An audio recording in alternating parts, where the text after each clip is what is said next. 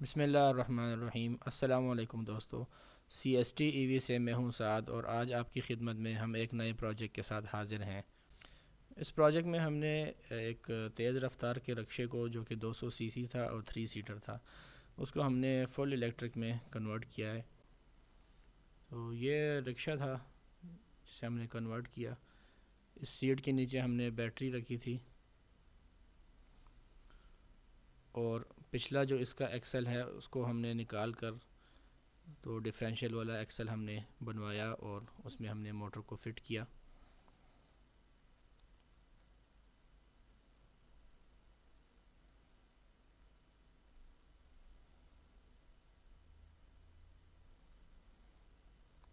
बाकी इसके मीटर वगैरह वैसे ही रहेंगे, इसको हम नहीं छेड़ेंगे।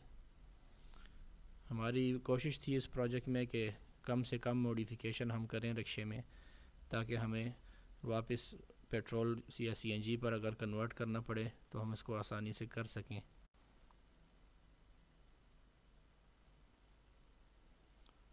यहाँ पर हमने टायर उतार लिए हैं और इसकी डिस्क ब्रेक्स थी उनको भी खोल लिया है। और इसके बाद हम ये एक्सल उतारेंगे, ये यू क्लैंप जो हैं इनको खोलेंगे और उसके बाद ये एक्सल उतर जाएगा। ये शाफ्ट जो इंजन से आ रही है इसको भी ख़त्म कर देंगे, क्योंकि ये फुली इलेक्ट्रिक कन्वर्जन है तो इंजन का काम इसमें ख़त्म हो जाएगा। ये फ़याज़ भाई काम कर रहे हैं, ब्रेक को उतार रहे हैं, ब्रेक कैलिपर को।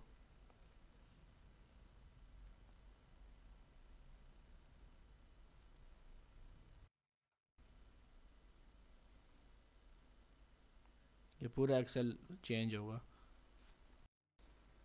1800 वाट की मोटर यूज़ की गई है इस प्रोजेक्ट में। इस मोटर के साथ अपना डिफरेंशियल गियर बॉक्स आता है और उसके ऊपर एक्सल बनवाना पड़ता है। तो हमने खुरात का काम करने वाले से एक्सल तैयार करवाया अपने रिक्शे के साइज़ के मुताबिक, और इस काम किए उसने 18,000 रुपये मटेरियल और मज़दूरी दोनों के लिए।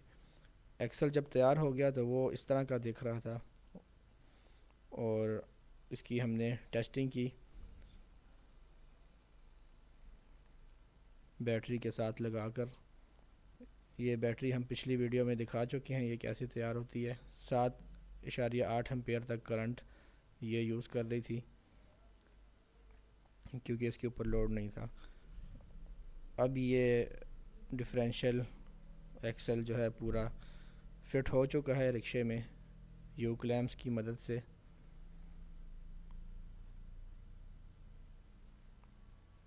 और इसका साइज़ बिल्कुल वैसा ही है जैसे कि ओरिजिनल एक्सल का था। ये 1800 वाट की मोटर और ये इसकी फ़िटिंग है।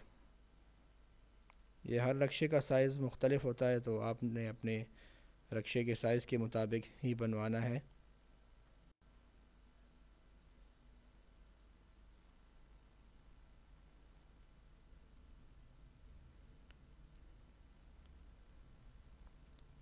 अब इसकी वायरिंग की जाएगी।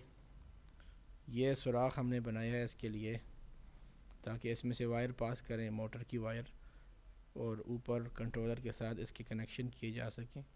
ये फेस और सेंसर की वायर्स हैं।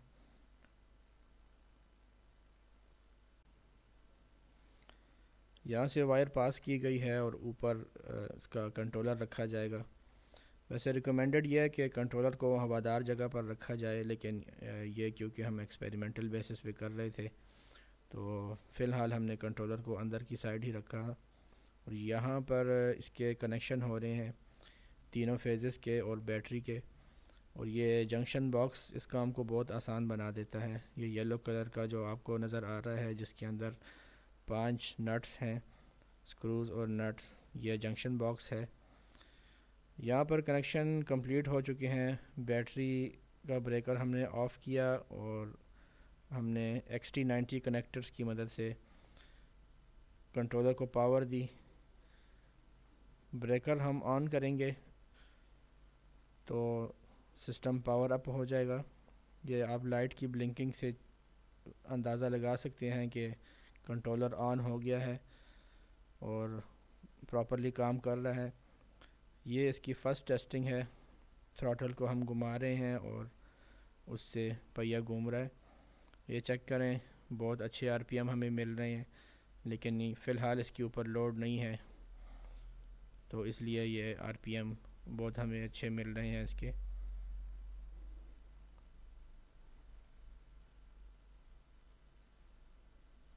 ये जैक पर खड़ा है रिक्शा, इसलिए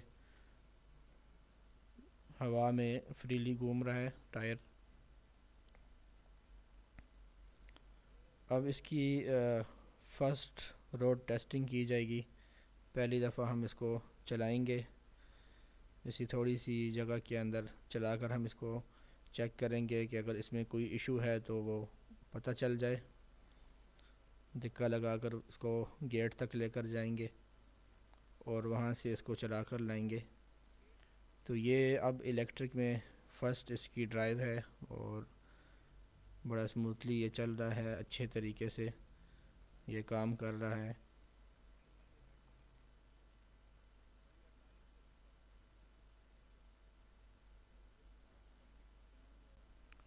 इनिशियल टेस्टिंग इसकी कामयाब हो चुकी है और अब हम अगले मराहिल से इसको गुजारेंगे, जिसमें सीएनजी सिलेंडर को उतारना ताकि बैटरी के लिए जगह बन सके, ये इसमें शामिल है। इसकी वायरिंग का काम नीट तरीके से करना, स्पीडोमीटर वगैरह लगाना, रोड टेस्टिंग करना, ये सब चीज़ें हम मरहलावार करेंगे।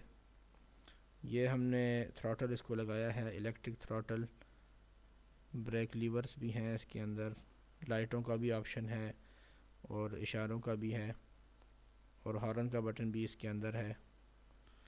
ये बैटरी है 64 वोल्ट्स 50 AH की। ये पिछली वीडियोस में हम ये दिखा चुके हैं इसकी तैयारी, ये कैसे तैयार की जाती है। इसी को फिर बाद में हमने बोलान के अंदर यूज़ किया था।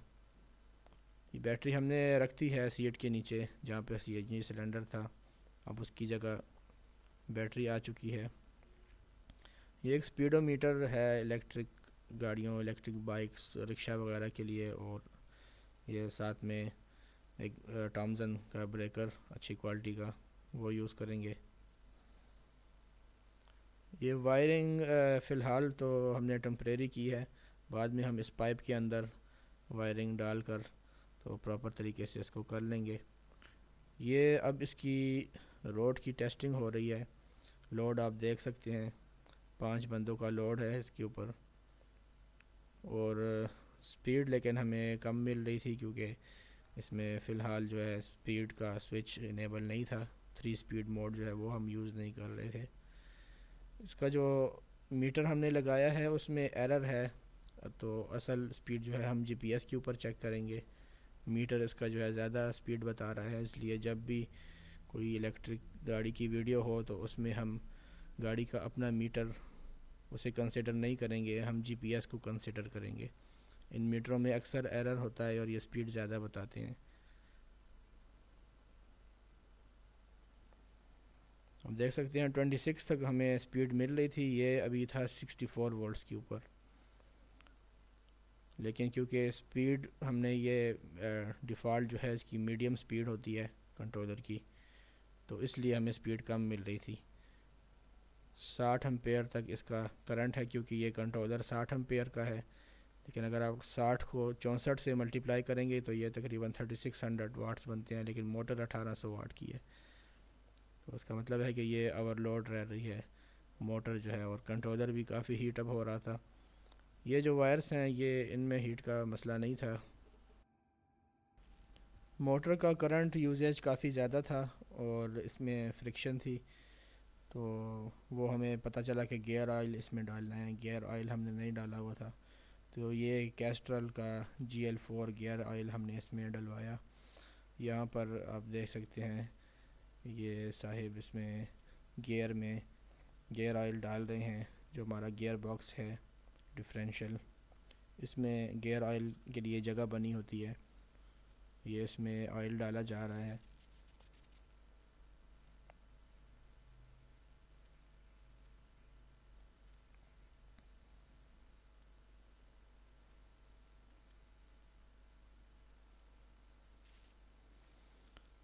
गियर ऑयल डालने के बाद हमने इसकी टेस्टिंग की तो बहुत शानदार परफॉर्मेंस आ रही थी। नॉइस इसकी बहुत कम हो गई थी और रिक्शा स्मूथ हो गया था। तो इसके बाद फिर हमने दोबारा इसको रोड के ऊपर निकाला और इसकी स्पीड टेस्टिंग की विद लोड के साथ। लोड के साथ ये कितनी स्पीड देगा, ये टेस्टिंग हमने की। करंट आप देख सकते हैं अब करंट कम भी हो रहा है क्योंकि फ्रिक्शन कम हो चुकी है। तो करंट अब यूजेज उसका मुनासिब है।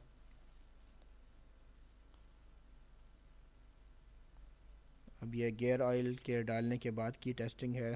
तो आप देख सकते हैं स्पीड इसने मैक्सिमम हमें 39 तक दी है, जैसे कि स्क्रीन पर भी मैक्स स्पीड आप देख सकते हैं। और ये रोड के ऊपर साफ़ रोड है, प्लेन है, चढ़ाई उतराई नहीं है, खड्डे नहीं हैं रोड के ऊपर।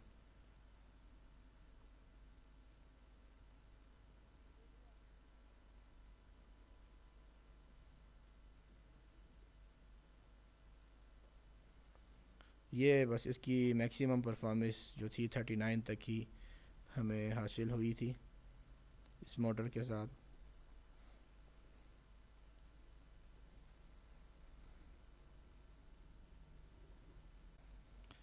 अब हमने स्पीड स्विच की वायरिंग की, 1 2 3 स्पीड जो है वो इसकी हमने इनेबल की और उसके बाद हम इसकी टेस्टिंग कर रहे हैं। तो मीडियम स्पीड पे रख कर इसकी हमने टेस्टिंग की। करंट ड्रॉ जो है वो मुनासिब हो चुका था, लेकिन उससे मसला यह हुआ कि स्पीड भी इसकी कम हो चुकी थी। ये इसका स्पीड का स्विच है और ये बाकी सेटअप।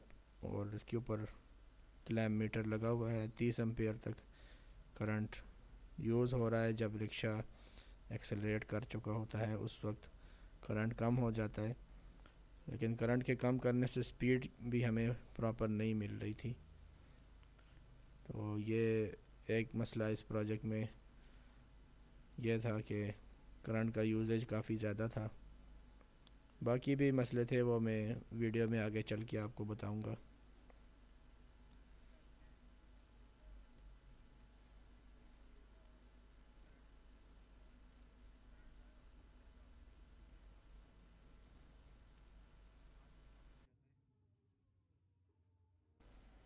जब रिक्शा स्टॉप से स्टार्ट लेता है उस वक्त करंट ड्रॉ काफ़ी ज़्यादा होता है, पीक करंट यूज़ हो रहा होता है। जैसे जैसे स्पीड बढ़ती है करंट डाउन होना शुरू हो जाता है, क्योंकि शुरू में खड़े रिक्शे को चलाने के लिए पावर ज़्यादा चाहिए होती है और रेटेड पावर से आलमोस्ट डबल पावर यूज़ हो रही होती है। इस मोटर का रेटेड करंट 30 या 32 एम्पेयर्स तक है, लेकिन ये 60 तक जाता है शुरू में स्टार्ट में। ये जब ब्रेक वगैरह लग जाए तो इस तरह से करंट बहुत कम हो जाता है, ज़ीरो के करीब। ये दोबारा से एक्सेलरेटर दिया गया है तो करंट 62 के करीब पहुंच चुका है।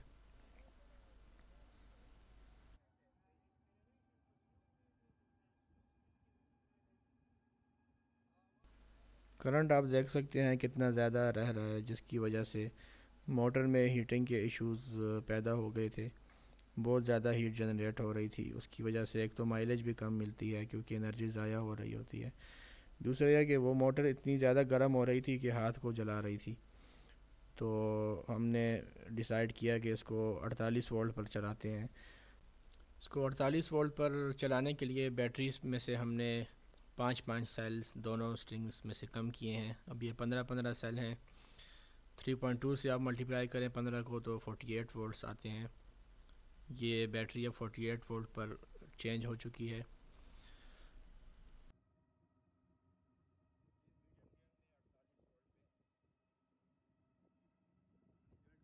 अब वोल्टेज के कम करने के बाद इसकी हीटिंग, कंट्रोलर की भी हीटिंग कम हो गई थी। ये आप जंक्शन बॉक्स देख सकते हैं बिल्कुल पिघल चुका है क्योंकि इसकी वायर बहुत बेकार क्वालिटी की लगी हुई है। इस मोटर की सिल्वर की वायर है। वोल्टेज कम करने से अब हीटिंग तो कम हुई है, मोटर की भी हीटिंग कम हो गई है, मुनासिब हो गई है, लेकिन उसके साथ ये है कि परफॉर्मेंस इसकी बहुत ज़्यादा डाउन हो चुकी थी, हमें प्रॉपर स्पीड नहीं मिल रही थी। स्पीड इतनी कम मिल रही थी कि उसको सवारियों पे चलाना बहुत मुश्किल हो गया था। 30 तक की स्पीड हमें मिल रही थी। इससे हमारी रेंज भी कम हुई थी क्योंकि हमने सेल को कम कर दिया था, सेल्स की तादाद को, तो एनर्जी स्टोरेज जो है वो भी हमें कम मिल रहा था। वोल्टेज कम करने से ये फ़ायदा हुआ कि हीटिंग कम हुई। 63 एम्पेयर्स 48 वोल्ट्स आप मल्टीप्लाई करें तो ये तकरीबन 3000 वाट तक आता है। तो पीक पावर भी कम हुई है और रेटेड पावर जो कि अभी 30 एम्पेयर इसका रेटेड करंट है, तो उसके ऊपर 1500 वाट के करीब पावर यूज़ हो रही है। तो हीटिंग तो इसकी कम हो गई थी, लेकिन स्पीड की वजह से हमने इस प्रोजेक्ट को ख़त्म किया। ये मोटर जहाँ से परचेज़ की थी तो वहाँ पे ये 60 वोल्ट्स लिखी हुई थी कि 60 वोल्ट्स की है, लेकिन इसके ऊपर स्टिकर 48 वोल्ट्स का लगा हुआ था। लेकिन बहरहाल ना 48 पे ये सही चली है और ना ही 60 पर सही चली है। तो इसलिए हम इस नतीजे पर पहुँचे कि ये मोटर जो है ये प्रॉपरली पावर्ड नहीं है, प्रॉपर इसकी रेटिंग नहीं है 1800 वाट की। ये मोटर कमज़ोर है और कंट्रोलर इसके साथ हैवी लगाया गया है, तो उस वजह से हीटिंग के इश्यूज़ आ रहे हैं। प्रोजेक्ट से हमारी लर्निंग ये है कि रिक्शा के लिए 2200 वाट्स की 2200 वाट की मोटर लगानी चाहिए, और वो भी जो है जिसका साइज़ बड़ा हो, जिसका गेज पूरा हो, जो उसमें कॉपर की वाइंडिंग है वो अच्छे गेज में की गई हो, मैग्नेट का साइज़ बड़ा हो, ताकि प्रॉपर जो है इलेक्ट्रिक पावर वो मैकेनिकल पावर में कन्वर्ट हो सके। ये सारी चीज़ें हमने इससे सीखी और आपके साथ शेयर की। हमारे तजर्बे के मुताबिक ये 2200 वाट की मोटर बहुत अच्छी क्वालिटी की है। ये हमने मंगवाई और बाद में हमने इसको बोलान में यूज़ किया। तो हालांकि ये रिक्शे के लिए डिज़ाइंड है, लेकिन बोलान में भी ये सही काम कर रही है। स्पीड थोड़ी सी कम मिल रही है, लेकिन काम ये अच्छा करती है, गर्म नहीं होती।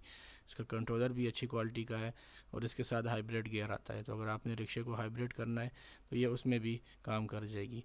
और इसके साथ चार्जर भी आता है, तो ये एक बहुत ही इकनॉमिकल पैकेज बन जाता है। और इसके साथ साथ ये है कि इस मोटर की वाइंडिंग भी अच्छी क्वालिटी की है, मैग्नेट भी ठीक है, टॉर्क भी अच्छा है इसका। कमर्शियल गाड़ी को हाइब्रिड बनाना चाहिए, क्योंकि अभी मसला ये है फ़िलहाल, एक तो लिथियम बैटरियां हैं बहुत महंगी, तो इतनी बड़ी बैटरी ज़्यादातर लोग नहीं अफोर्ड कर सकते कि वो 150-200-300 किलोमीटर की रेंज दे। तो जिन लोगों ने कमर्शियल यूज़ करना है गाड़ी का, उनके लिए हाइब्रिड बेहतर है कि जितनी रेंज आपको इलेक्ट्रिक में मिल जाए वो इलेक्ट्रिक में यूज़ कर लें। उसके बाद भी अगर आपने काम करना है तो आप पेट्रोल या सीएनजी में यूज़ कर लें।